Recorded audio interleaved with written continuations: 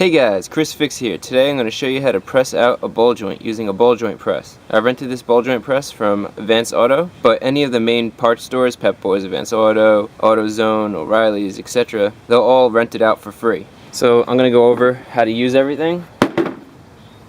This C-clamp here is like the main thing. This is what's going to press down on your ball joint. So here's a ball joint, and when you press it in, this tool here is really good because it has this hole at the bottom, and this hole will allow the ball joint to get pressed out and pressed in without touching the stud here. For your new ball joint, you don't want to put pressure on this stud because that'll damage the ball joint. What you want to put pressure on is the shoulder and the top here. So let's start with taking the ball joint out of the car. So right now I have a lot of stuff apart on my truck, but here's where the ball joint is. On the lower control arm, that's the one I'm going to press out. This is the old one. This ball joint here is bad. It has upwards and downwards motion. So this needs to get replaced. Here's the new ball joint, and you can see it sits just like that. So this part is the part that it mates with on the bottom of the control arm, right here, this shoulder. To get this out, you press it downwards. So you're going to press it down, and it'll pop out. Most pressed ball joints will have a snap ring on the outside, so you have to take that off. You could use snap ring pliers, or you could use needle nose pliers. Be careful when you take these off, they have a tendency to go flying. So with the snap ring off, we're free to press this out. So now you want to evaluate your situation. In my case, I need to press it downwards. With this big C-clamp, this is the part that presses. So you want this part to push against the top. So now, I'll need something that'll push against the back of the control arm, because you don't want to push against the ball joint, because then you'll just squish the ball joint and it'll get nowhere. You want to push against the control arm so you can force it out. So looking at our kit here, we need something that has some depth. Remember, we need something that is larger than that. So this is long enough, but unfortunately it doesn't fit around the ball joint. Remember, we need this piece to go around the whole ball joint and press against the control arm. Same thing with this. This actually sits right on the edge of the ball joint, which is what we need for when we're installing it, but this doesn't go around for when we're removing it. Okay, you see how this fits completely around the ball joint and doesn't touch it? And then the top part of this adapter will touch the control arm. We could easily press the whole ball joint out, so we'll use this adapter. Before we press anything out, there's a lot of grit and dirt and stuff in here. We don't want to get that in there, because then when we press it, it'll just scratch it up, and we don't want the control arm to get scratched up in there. We want it to be a nice smooth surface. So I'm using some brake clean, wire brush, and then I have compressed air. And that's an extra step you could take. You don't need to use the air though.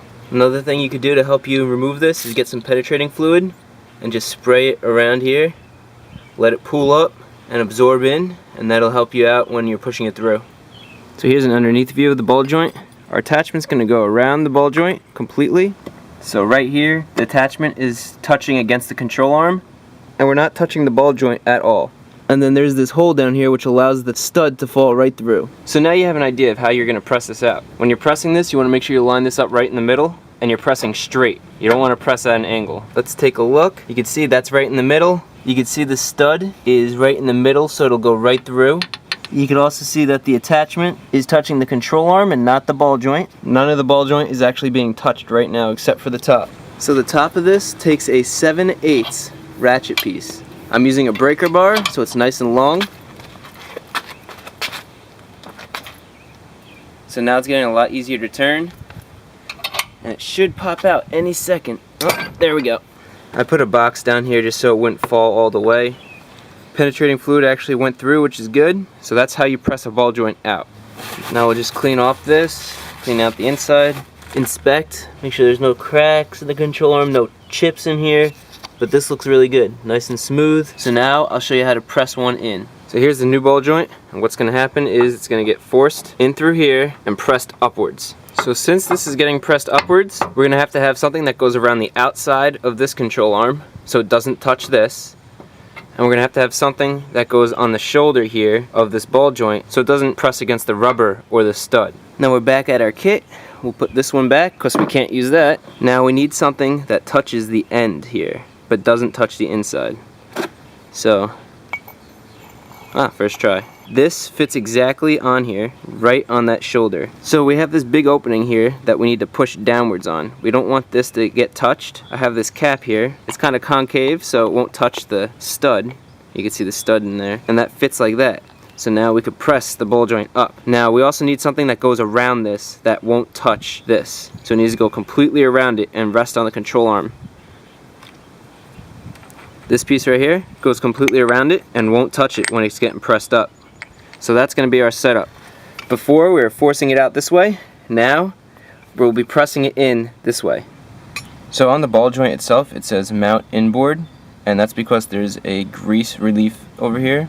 So grease is going to come out. You want to mount this away from your brake rotors, so like that when you put it in here. So since we have to have this oriented this way, there's the long screw at the bottom, and there's nowhere near enough room to put the ball joint and everything and press it in. So what I'm going to do is going to use the jack and jack up the control arm. When you set up the jack, the further out you are, the better this is going to raise up. But you can't go too far. The middle here has to be clear so that you could have the tool right here. So the middle here is clear, and I have this piece of wood on the control arm, and it's going to lift it up.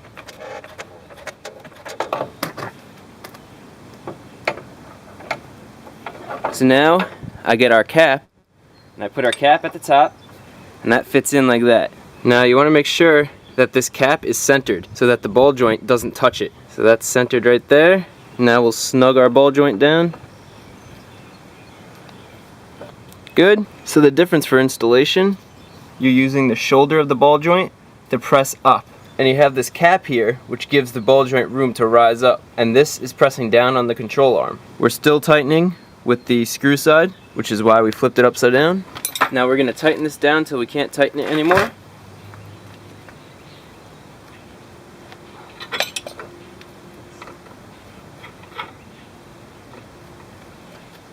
Okay, see how it's getting tight? That's about as much as I want to turn it.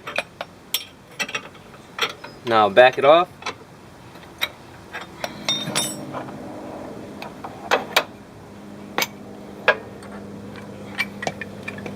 We can see the snap ring will fit right in. There's no clearance issue with that. And when we look under the control arm, you can see that the shoulder is pressed all the way up against the control arm. And that's exactly what we want. The final step, put our split ring in. Make sure you press down on both sides. And it snaps in just like that. The new ball joint is good because it comes with this grease fitting, which allows you to put grease in. I would definitely want to try to find one with a grease fitting, because then you could force grease in here, grease up the ball joint when it gets older, and also force out any grime or grit that gets in here.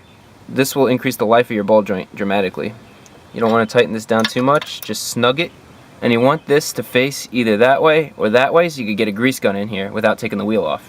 Hopefully this video was helpful. If it was, give it a thumbs up. Also consider subscribing. I publish how-to videos weekly, and I answer all the questions and comments you guys leave below. If you have any questions, put it in the comment section below. I'll get to them. On the screen there will be videos that you could click, or you could find the links to those videos in the description below. The first video that you see right there will go through the whole process of changing a ball joint, not just the actual ball joint press, taking off the control arms, taking off everything else to get to the ball joint. And finally, if you use Facebook or Twitter, check out the Chris Fix Facebook and Twitter pages with the links in the description below.